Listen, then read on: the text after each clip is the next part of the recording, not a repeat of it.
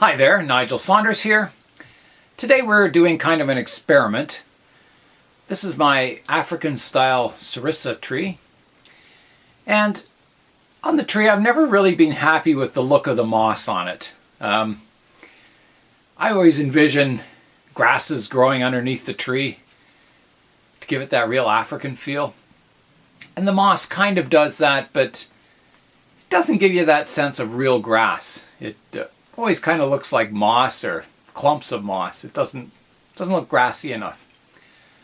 So my experiment is I'm planting wheatgrass on the surface of the pot. And you can see the seeds are fairly big. I'll show you what seeds I've gotten. So here's the seeds I've got. They're Wheat Hard Red Winter. A product of USA. 100% natural. So I just sprinkled the seeds on top of the soil, and I've been misting them a couple of times a day. And the reason I did that is I don't want to bury these seeds in the soil, because out of these seeds you'll get roots growing down and then the actual grass growing up. And eventually the seed will be discarded, so I'll just pick them off, or they'll rot away, I don't know. So this is day 3 now. It took the first 2 days I was just kind of misting the seeds. The third day they sprouted both the grass and the roots. And we're going to do a daily update in this video of the progress of the grass, and we'll see how it looks. Hello everyone. It's the next day, day 4 of since we planted our seeds. And you can see the grass is getting taller. It's fairly thick. I'm not sure if I got the right grass. I'm looking for a fine grass. Maybe this wheatgrass is a little coarse. I don't know. Some of it's getting quite tall, such as in this area. So I'm going to do an experiment. I'm going to trim it just in this area, back shorter, like that. And we'll see how it does. If that works, keeping the grass shorter and maybe getting some subdividing, we'll see. And then we'll do the rest of it. But the rest of it for now we'll just let grow. There's a close-up of the grass. While we're letting this grow for another day, in the last video I was shaping the canopy on the tree, and I wanted less rounding front to back in order to get the canopy a little flatter on top, and doing more of the rounding left to right. So I started looking into the canopies on acacia trees, which is the style of tree we're trying to copy, and there's a lot of variation I found, and I'm going to show you a bunch of pictures off the internet of some of the different styles of trees, all acacia trees, and yeah, we'll look at some of the canopies and some of the different styles of them. So the first tree we're looking at is a fairly mature one. It has a thick trunk and branches. The top of the canopy is quite rounded, and the bottom of it's cut off where the sort of the pruning line. Here's one at the base of Mount Kilimanjaro, very multi-trunk one with tufts of foliage. Here's one that has a very flat canopy, very little rounding front to back, just sort of a rough shaped round part on it. Here's sort of a literati style. It has like one branch that feeds the canopy on top, which is very flat. Here's another very multi-trunk one. Again, very flat on top, but has tufts of foliage, like clusters. Here's a very rounded canopy on top, and it doesn't have that pruning line underneath. It's also kind of rounded the bottom of the canopy. Here's one that's very sparse. The foliage is still flat, and it's spaced out. Here's quite another mature one. Thick, twisty branches, tufts of foliage on top. Not a general canopy shape.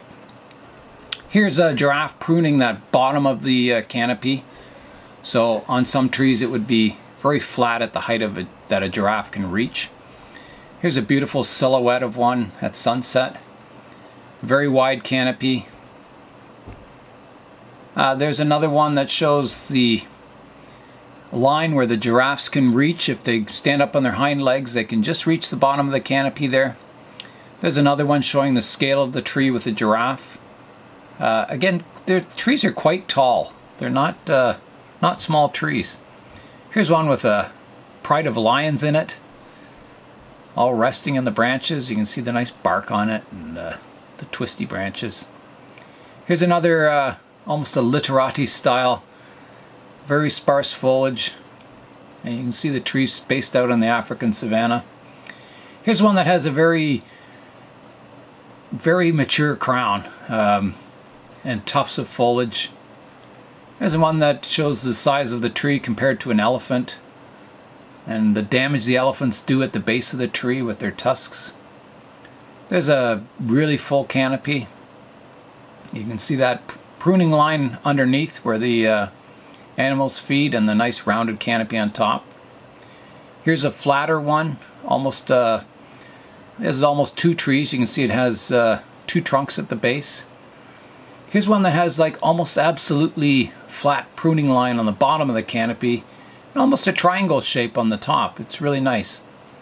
Here's a shot that shows the structure of the branches below, that twisty kind of branch structure. And there's one that has a very thick trunk. It's almost like a bonsai tree. Very thick trunk and flat pruning line underneath the canopy and a rounded top. Here's a very sparse kind of slanting style one. Very unusual. So it shows the variety of styles. And there's a very mature tree that has clusters of foliage, groups almost like pads like on a pine tree. And that's it for our tour of acacia trees today. Hello everyone, welcome to day 5 of our wheatgrass experiment. The grass that I cut off yesterday is continuing to grow. You can see the tips are cut off here, but it's just growing normally. So I think we're going to do that for all the grass. We're going to prune it down short today. So here we go. So here's the grass that we cut shorter yesterday. It certainly didn't slow the growth down at all. So I'm going to cut all the grass short and we'll see how it does the next day. So here we go. We're going to trim it all off.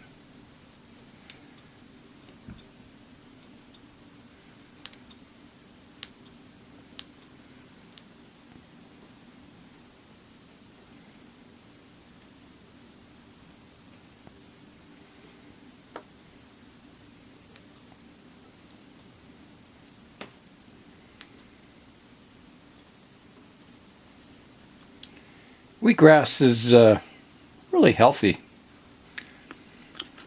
You can eat it and it's delicious. So I'm just continuing to prune the grass down. This is a small cutting of the Serissa that I've planted.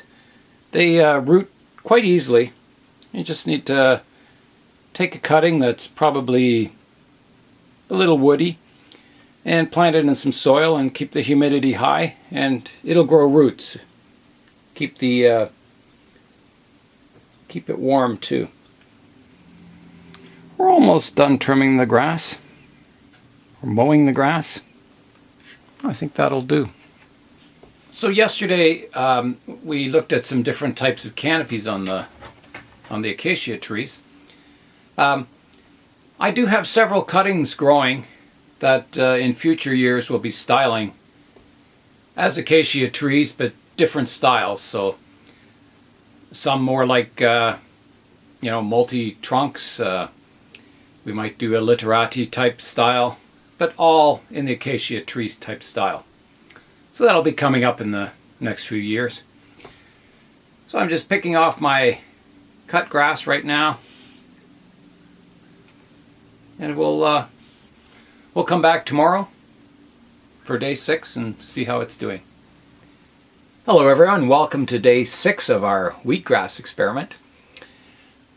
Yesterday we cut the wheatgrass really short, and look at it again today. It's growing up again. We are starting to get, some of the grass blades are unfolding. So we're kind of getting them flat on top. So we'll just keep cutting them. I think there's so much vigor in the seeds that they just keep sprouting, but sooner or later they'll start losing their vigor from the seeds, and they'll have to start getting it from the soil, and I think we'll get less rampant growth on it. So we'll just keep trimming the grass. The other thing we're going to tackle is, I always liked that triangle shaped canopy on that one acacia tree. It looked really nice. It had like a flat line of foliage underneath and almost a triangle shape on top, and I'll show you a picture of that. That was one of the ones we looked at earlier. So I think I'm going to do some pruning on top of the tree. So we'll prune our wheatgrass and we'll prune the top of the tree and see how it looks with that sort of triangle shape on it. So here we go. I've just got some of my scissors. I'm just going to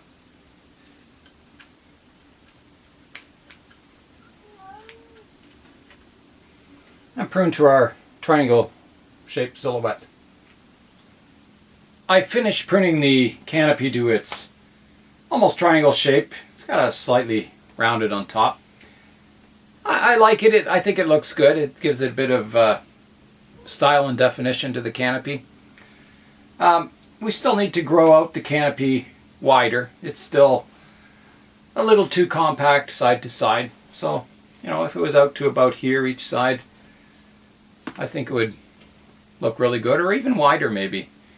That one tree that we saw in the pictures at sunset, it was quite a wide tree for the height of it, and it looked really good. So we'll see. We'll just keep growing it out wider and see how it looks.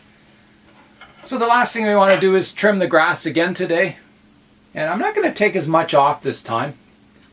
Yesterday I took it down quite far. We're just going to kind of, again, prune it down a bit today. We pruned our wheatgrass down to an even height, a little taller than yesterday, but we'll see how it goes.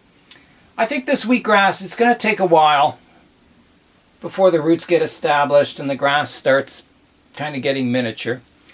I'll keep playing around with it in the next few weeks, and I think we'll do an update on the progress of the wheatgrass.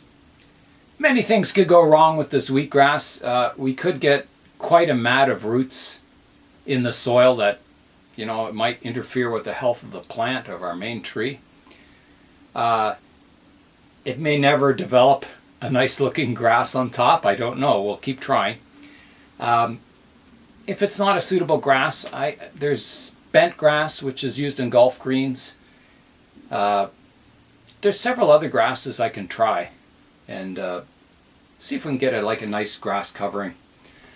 I would like someday to get the grasses to kind of get that fall color or that dry grass look and have the tree still green. I think that would look really nice. So, you know, we'll keep playing around in the future and try and get a really nice landscape for the tree. So, yeah, we'll update this grass experiment later on. I think it's going to take quite a while before it starts looking good. So, I think that'll be all for this video. So, Nigel Saunders, thanks for watching. We'll see you next time.